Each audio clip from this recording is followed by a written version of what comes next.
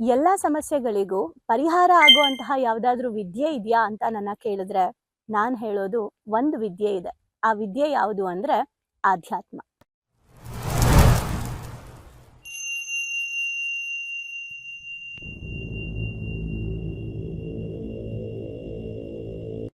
ಹೌದು. ಆಧ್ಯಾತ್ಮ ಅನ್ನೋದು ವಿದ್ಯೆನಾ ಅಥವಾ ಜೀವನ ಶೈಲಿನ ಅನ್ನೋ ಗೊಂದಲದಲ್ಲೇ ಇವತ್ತು ತುಂಬಾ ಜನ ನಾವಿದ್ದೀವಿ.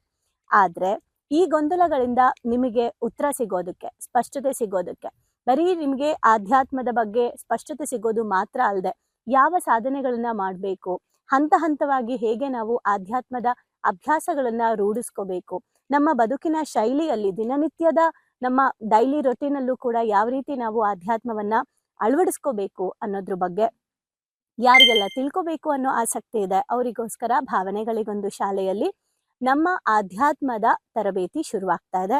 ಆಲ್ರೆಡಿ 1 ವರ್ಷ ಕಂಪ್ಲೀಟ್ ಆಗಿ ಈಗ ನಮ್ಮ 2ನೇ ಬ್ಯಾಚ್ ಸ್ಟಾರ್ಟ್ ಆಗ್ತಾ ಇದೆ. ಸೊ ಜೂನ್ ತಿಂಗಳಿಂದ ಇದು ಶುರುವಾಗ್ತಾ ಇದೆ. ಆದ್ರೆ ಇದಕ್ಕೆ ರಿಜಿಸ್ಟ್ರೇಷನ್ ಈಗ ಶುರುವಾಗಿದೆ. ನಮಸ್ತೆ. ಓದ್ತಾ ಇರುವಂತಹ ಪುಸ್ತಕದ ಹೆಸರು ಮ್ಯಾನೇಜ್ಮೆಂಟ್ ಭಗವದ್ಗೀತೆ, ಯಶಸ್ಸಿಗೆ ಕೃಷ್ಣನ ಸೂತ್ರಗಳು. ಬರ್ದಿರೋದು ಮಹಾಬಲ ಸೀತಾಳ ಬಾವಿಸೆ. ಬನ್ನಿ ಇವತ್ತಿನ ಹೊಸ ಚಾಪ್ಟರ್ನ ಓದೋಣ. ಚಾಪ್ಟರ್ನ ಹೆಸರು ಗೆಲ್ಲಲು ತಂತ್ರಗಾರಿಕೆ ಎಷ್ಟು ಮುಖ್ಯ, ಗೆಲ್ಲೋಕೆ ತಂತ್ರಗಾರಿಕೆ ಎಷ್ಟು ಮುಖ್ಯ ಅಂತ. ನಮ್ಗೆಲ್ಲ ಗೊತ್ತಿರೋ ಹಾಗೆ ಕೃಷ್ಣ ಅಂದ್ರೆ ಕಪಟಿ ಅಂತೆಲ್ಲ ಹೇಳ್ತಾರೆ ಅಲ್ವಾ. ಅದಕ್ಕೆ ಅವರು ಹೆಸರುವಾಸಿ, ಕೆಟ್ಟದ್ ಮಾಡ್ದ ಅಂತೆಲ್ಲ ನಾವು ಹೇಳ್ತೀವಿ. ಆದ್ರೆ ಕೃಷ್ಣನ ವಿಷಯದಲ್ಲಿ ಇದು ಬೇರೆನೆ ಅರ್ಥ ಕೊಡುತ್ತೆ. ಹೇಗೆ ಅಂತ ನೋಡೋಣ. ಕೃಷ್ಣನ ಉದ್ದೇಶ ಸಾತ್ವಿಕವಾಗಿತ್ತು. ಧರ್ಮವನ್ನ ಗೆಲ್ಲಿಸ್ಬೇಕು ಅಂತ, ಕೌರವರ ದುರಾಚಾರವನ್ನ ನಿಲ್ಲಿಸ್ಬೇಕು ಅಂತ, ಮಹಾಭಾರತ ಯುದ್ಧ ಆಗಬೇಕು ಅಂತ ಮಾಡಿದ್ರೆ ಹೊರತು ಯಾವುದೇ ರೀತಿಯಾಗಿ ಒಳ್ಳೆಯ ಒಂದು ಕೆಲಸನ ಸ್ಟಾಪ್ ಮಾಡಬೇಕು ಅಂತ ಮಾಡಿದ್ದಲ್ಲ. ಅವರು ಕಪಟಿನೇ ಆಗಿದ್ರು, ಅವರ ಉದ್ದೇಶ ಸಾತ್ವಿಕವಾಗಿತ್ತು, ಧರ್ಮ ಸಂಸ್ಥಾಪನೆ ಆಗಿತ್ತು. ಅದ್ರ ಅರ್ಥ ಏನು?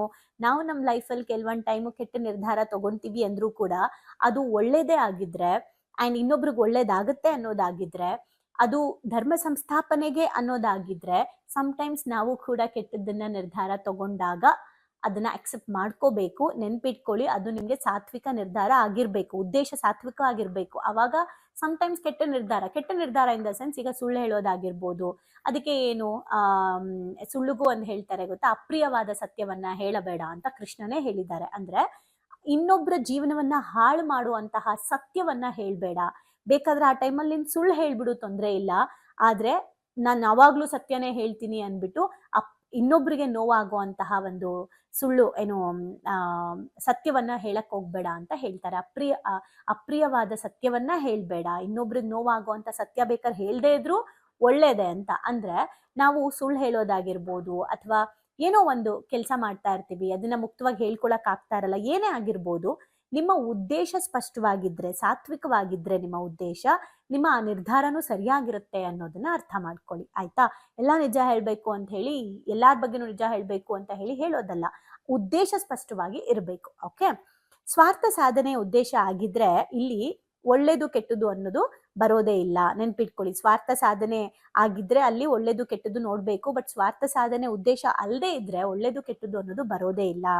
ಆದ್ರೆ ಇವತ್ತು ಏನಾಗಿದೆ, ಜನ ನಾನ್ ಗೆಲ್ಬೇಕು ಅಂತ, ಬೇರೆಯವ್ರನ್ನ ಸೋಲ್ಸ್ಬೇಕು ಅಂತ ಹಲವಾರು ಕುತಂತ್ರಗಳನ್ನ ಬಳಸ್ತಾ ಇದ್ದಾರೆ. ತಂತ್ರಗಳನ್ನ ಬಳಸ್ತಾ ಇಲ್ಲ, ಕುತಂತ್ರಗಳನ್ನ ಬಳಸ್ತಾ ಇದ್ದಾರೆ. ಫಾರ್ ಎಕ್ಸಾಂಪಲ್, ಕಷ್ಟಪಟ್ಟು ನೋಡಿ, ನಾನು ಒಂದು ಹೇಳ್ತೀನಿ. ಮೊನ್ನೆ ನಾನು ನನ್ನ ಸಂದೇಶ್ ಹತ್ರ ಮಾತಾಡ್ತಾ ಇದ್ದೆ. ಇವತ್ತು ಜನ ಅಂತಾರೆ 50,000 ಸಬ್ಸ್ಕ್ರೈಬರ್ಸ್ ಆಗಿದ್ದಾರೆ, ಇವತ್ತು 54,000 ಸಬ್ಸ್ಕ್ರೈಬರ್ಸ್ ಆಗಿದ್ದಾರೆ. ಯಾರೆಲ್ಲ ಸಬ್ಸ್ಕ್ರೈಬ್ ಮಾಡ್ಕೊಂಡಿರಾ, ಥ್ಯಾಂಕ್ ಯು ಸೋ ಮಚ್. ದಯವಿಟ್ಟು ಮಾಡ್ಕೊಂಡಿದ್ದೀರಾ. ದಿನ 10-15 ನಿಮಿಷ ಬುಕ್ಕನ್ನ ಓದಿ ಆಯ್ತಾ, ಸಬ್ಸ್ಕ್ರೈಬ್ ಮಾಡ್ಕೊಂಡು ಏನು ಪ್ರಯೋಜನ? ಆಗಿದ್ರೆ 10-15 ಮಿನಿಟ್ಸ್ ಓದಿ ಆಯ್ತಾ, ಕೇಳಿಸ್ಕೊಳ್ಳಿ ಆಯ್ತಾ. ನೀವು ಕೇಳಿಸ್ಕೊಳ್ತಾ ನಿಮ್ಮ ಲೈಫಲ್ಲಿ ಖಂಡಿತ ಟ್ರಾನ್ಸ್ಫಾರ್ಮೇಷನ್ ಬಂದೇ ಬರುತ್ತೆ. ಅದಕ್ಕೆ ನಾನು ಗ್ಯಾರಂಟಿ. ಯಾಕಂದ್ರೆ ಕೇಳಿಸ್ಕೊಂಡು ಸಬ್ ಕಾನ್ಷಿಯಸ್ ಅಟ್ರಾಕ್ಟ್ ಮಾಡುತ್ತೆ. ಸೊ ಇವತ್ತು 54,000 ಜನ ಇದ್ದಾರೆ. ಎಷ್ಟು ಈಸಿಯಾಗಿ ಹೇಳ್ತಾರೆ ಅಂದ್ರೆ, 54,000 ಆಗ್ಬಿಟ್ಟಿದ್ದಾರೆ ಅಂತ. 2 ವರ್ಷದಿಂದ ನಿರಂತರವಾಗಿ ಸತತವಾಗಿ ಮಾಡಿರೋದಕ್ಕೆ 54,000 ಜನ ಆರ್ಗ್ಯಾನಿಕ್ ಆಗಿ ಬಂದಿದ್ದಾರೆ. ಯಾವುದೇ ರೀತಿಯಾಗಿ ಏನೇನೋ ಕಂಟೆಂಟ್ಗಳನ್ನ ಕೊಟ್ಟು ಬಂದಿರೋದಲ್ಲ, ಸಾತ್ವಿಕವಾಗಿ ಬಂದಿರುವಂಥದ್ದು ಅಲ್ವಾ. ಎಷ್ಟು ಈಸಿಯಾಗಿ ಮಾತಾಡ್ತಾರೆ ಅಂದ್ರೆ, ಅವ್ರಿಗೇನು ಯೂಟ್ಯೂಬ್ ವಿಡಿಯೋ ಮಾಡ್ತಾರೆ, ಕುತ್ಕೊಂಡು 2 ಅವರ್ 3 ಅವರ್ ಮಾಡಿದ್ರೆ ಗೊತ್ತಾಗುತ್ತೆ.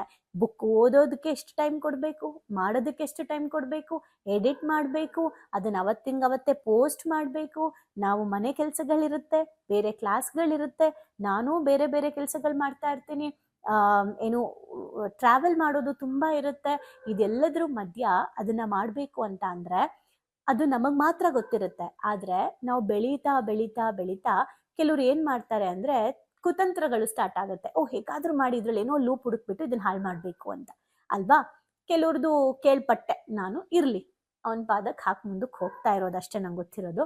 ಸೊ ಯಾಕೆ ಇದನ್ನು ಹೇಳ್ತಾ ಇದ್ದೀನಿ ಅಂದರೆ, ಒಬ್ರು ಬೆಳೀತಾ ಇದ್ದಾರೆ ಅಂತ ಅಂದಾಗ ಅದನ್ನ ನಾವು ಕುತಂತ್ರ ಮಾಡಿ ಹಾಳು ಮಾಡೋದಲ್ಲ. ತಂತ್ರ ಯಾವಾಗ ಬೇಕು? ನಾನ್ ಬೆಳೆಯೋದಕ್ಕೆ ತಂತ್ರನ ಬಳಸ್ಬೇಕೇ ಹೊರತು ಇನ್ನೊಬ್ಬರನ್ನ ಹಾಳು ಮಾಡಕ್ಕೆ ಬಳಸ್ತಾ ಇದೀವಿ ಅಂದ್ರೆ ಅದು ತಂತ್ರ ಅಲ್ಲ, ಕುತಂತ್ರ ಅಂತ ಇಲ್ಲಿ ಹೇಳ್ತಾ ಇರೋದು. ಕೃಷ್ಣ ಕುತಂತ್ರಿ ಅಲ್ಲ, ಕೃಷ್ಣ ತಂತ್ರ. ಕೃಷ್ಣ ತಂತ್ರವನ್ನ ಬಳಸಿದ್ರು. ಓಕೆ, ಅಂದ್ರೆ ಏನಕ್ಕೋಸ್ಕರ? ಧರ್ಮ ಸಂಸ್ಥಾಪನೆಗೋಸ್ಕರ. ಕುತಂತ್ರ ಅಂದ್ರೆ ಏನು? ನಾನು ಸ್ವಾರ್ಥ ಸಾಧನೆಗೆ ಮಾಡ್ಕೊಳ್ಳೋಕೆ ಬೇರೆಯವ್ರನ್ನ ಹೊಟ್ಟೆ ಕಿಚ್ಚಿಂದ ಹಾಳು ಮಾಡುವಂಥದ್ದು, ಅದಲ್ಲ ಕೃಷ್ಣ ಮಾಡಿದ್ದು. ಬಟ್ ಇವತ್ತು ಜನಗಳು ಏನ್ ಮಾಡ್ತಿದ್ದಾರೆ? ನಾನ್ ಗೆಲ್ಬೇಕು, ನಾನು ಒಳ್ಳೆಯವನಾಗ್ಬೇಕು, ನಾನು ಗುರ್ತಿಸ್ಕೋಬೇಕು ಅಂತ ಹೇಳಿ ಅನ್ಯಾಯ ಮಾಡ್ಕೊಂಡು ನ್ಯಾಯವಾಗಿರುವಂಥದ್ದಕ್ಕೆ ಕುತಂತ್ರವಾಗಿ ನಾವು ಹಾಳು ಮಾಡ್ತಾ ಇದೀವಿ. ಈ ಸ್ಪರ್ಧಾತ್ಮಕ ಜಗತ್ತಿನಲ್ಲಿ ಗೆಲ್ಲಲು ಪ್ರಯತ್ನ ಎಷ್ಟು ಮುಖ್ಯನೋ ಅಷ್ಟೇ ಮುಖ್ಯ ತಂತ್ರಗಾರಿಕೆ ಕೂಡ. ಅಂದ್ರೆ ಈಗ ನಾನು ಕೂಡ ಅನ್ಕೊಳ್ಳಿ ಬಿಡು ಅಂತ ಇರಕ್ಕಾಗಲ್ಲ. ನಾನು ನೆಕ್ಸ್ಟ್ ಅದಕ್ಕೆ ಏನ್ ಬೇಕು ಅದನ್ನ ಮಾಡ್ಲೇಬೇಕಾಗತ್ತೆ. ಕೆಲವೊಂದನ್ನ ಎಲ್ಲಾ ಕಂಪನಿಗಳಲ್ಲೂ ಇಂದು ಸ್ಟ್ರಾಟಜಿಸ್ಟ್ಗಳು ಇರ್ತಾರೆ ಎಲ್ಲಾ ಕಡೆನೂ ಕೂಡ.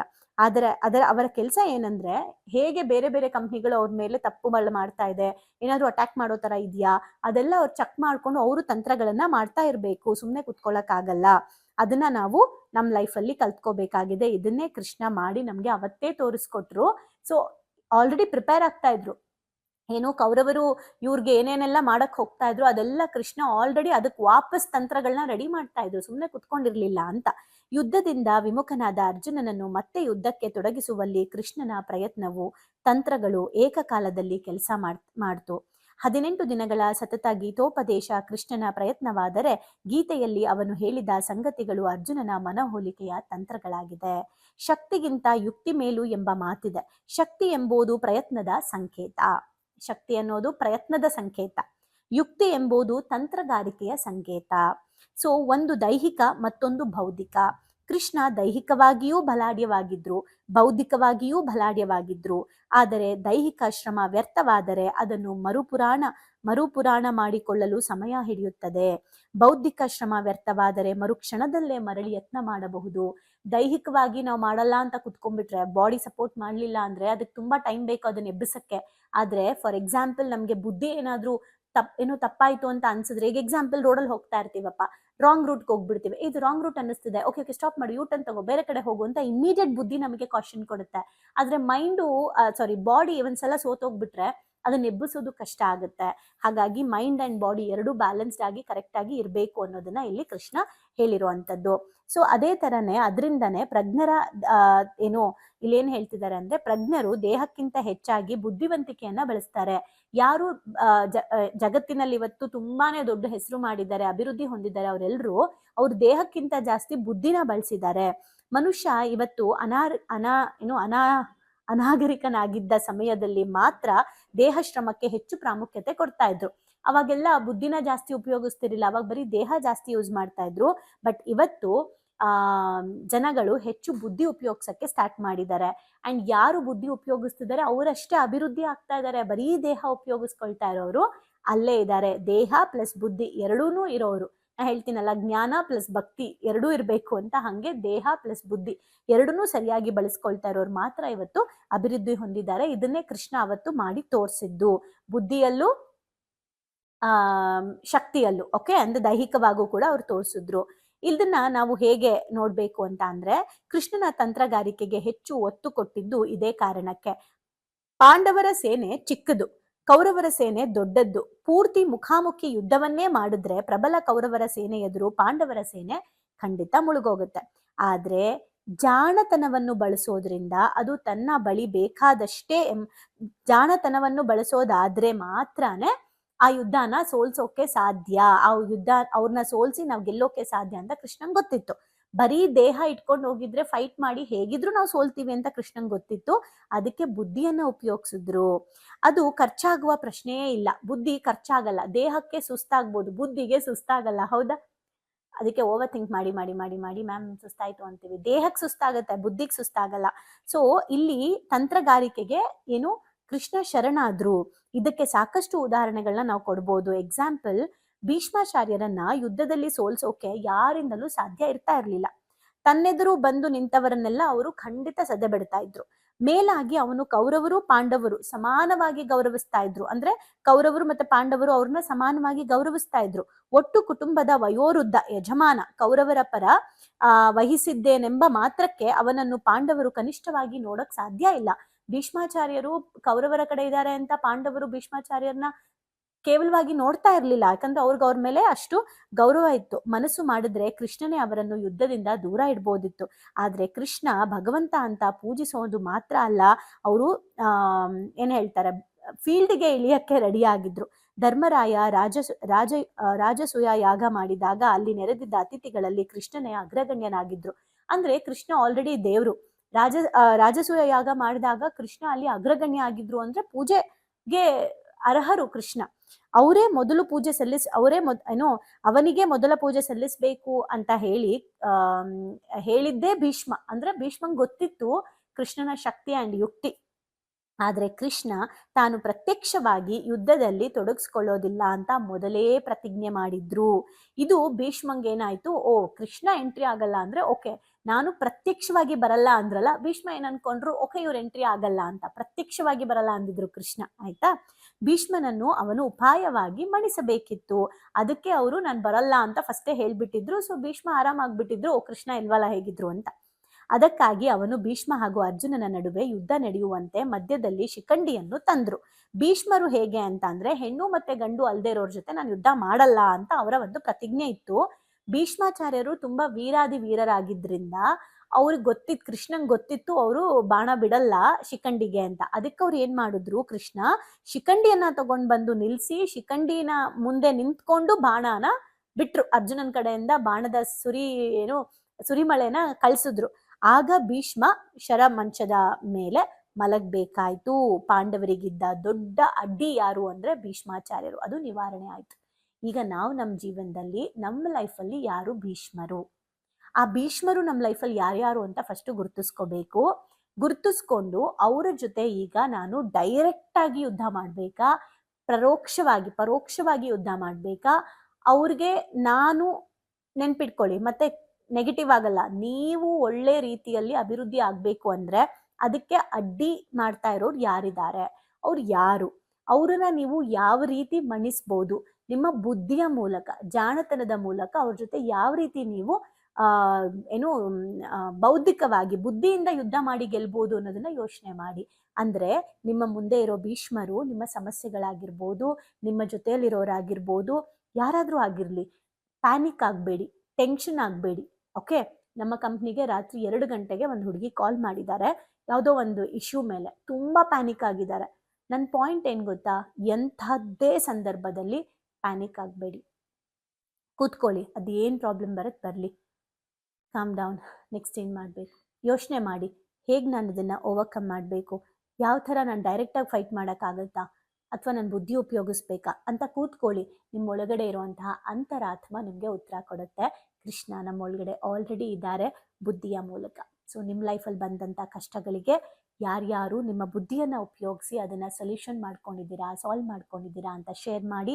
ಅಥವಾ ಈಗ ಶುರು ಮಾಡಿದ್ದೀನಿ ಅಂದರೆ, ಈಗ ಮಾಡ್ತಾ ಇದ್ದೀನಿ ಮ್ಯಾಮ್, ಬರೀ ಫೈಟ್ ಮಾಡ್ತಾ ಇದ್ದೆ, ಈಗ ಬುದ್ಧಿ ಉಪಯೋಗಿಸಿ. ಮಕ್ಕಳಿಗೆ ಓದಿಸೋದಕ್ಕೂ ಡೈರೆಕ್ಟಾಗಿ ಫೈಟ್ ಮಾಡೋ ಅಗತ್ಯ ಇಲ್ಲ. ಹಸ್ಬೆಂಡ್ ಮತ್ತು ವೈಫ್ಗೆ ನಮ್ಮನ್ನು ಅರ್ಥ ಮಾಡ್ಸೋಕ್ಕೆ ಡೈರೆಕ್ಟಾಗಿ ಫೈಟ್ ಮಾಡೋ ಅಗತ್ಯ ಇಲ್ಲ. ನಾವು ಖಂಡಿತ ಪರೋಕ್ಷವಾಗಿ ಯುದ್ಧ ಮಾಡಿ ಗೆಲ್ಲಬಹುದು, ಸಾತ್ವಿಕ ಉದ್ದೇಶ ಇದ್ರೆ ಮಾತ್ರ. ಸೊ ಯೋಚನೆ ಮಾಡಿ. Thank you. ಭಾವನೆಗಳಿಗೊಂದು ಶಾಲೆಗೆ ಬಂದು ತುಂಬಾ ಖುಷಿ ಆಯ್ತು. ಲೈಫಲ್ಲಿ ತುಂಬಾ ಅಂದ್ರೆ ತುಂಬಾ ಕ್ಲಾರಿಟಿ ಬಂದಿದೆ. ತುಂಬಾನೇ ಬದಲಾವಣೆ ಆಗಿದೆ. ನಂಗೆ ತುಂಬಾ ಖುಷಿ ಇದೆ ನಾನು ಇಲ್ಲಿಗೆ ಬಂದಿರೋದು. ನನಗೆ ತುಂಬಾ ಖುಷಿ ಆಗ್ತಿದೆ. ಪ್ರತಿಯೊಂದಕ್ಕೂ ಸ್ಫೂರ್ತಿ ಸಿಕ್ಕಿದೆ, ನೆಮ್ಮದಿ ಸಿಕ್ಕಿದೆ. ಒನ್ ವರ್ಡ್ ಅಲ್ಲಿ ಹೇಳ್ಬೇಕಂದ್ರೆ ಇಟ್ ಈಸ್ ಅಲ್ಟಿಮೇಟ್. ಲೈಫ್ ತುಂಬ ಕಾಂಪ್ಲಿಕೇಟ್ ಅಂದ್ಕೊಂಡಿದ್ದೆ, ಬಟ್ ಈ ಕ್ಲಾಸಿಗೆ ಸೇರಿದ ಮೇಲೆ ತುಂಬ ಈಸಿಯಾಗಿ ಅರ್ಥಪೂರ್ಣವಾಗಿ ಹೇಗೆ ಜೀವಿಸ್ಬೇಕು ಅನ್ನೋದು ಗೊತ್ತಾಯ್ತು. ಆಕ್ಚುಲ್ ಆಗಿ ನಂಗೆ ತುಂಬಾ ಖುಷಿ ಇದೆ ನಾನು ಇಲ್ಲಿಗೆ ಬಂದಿರೋದು.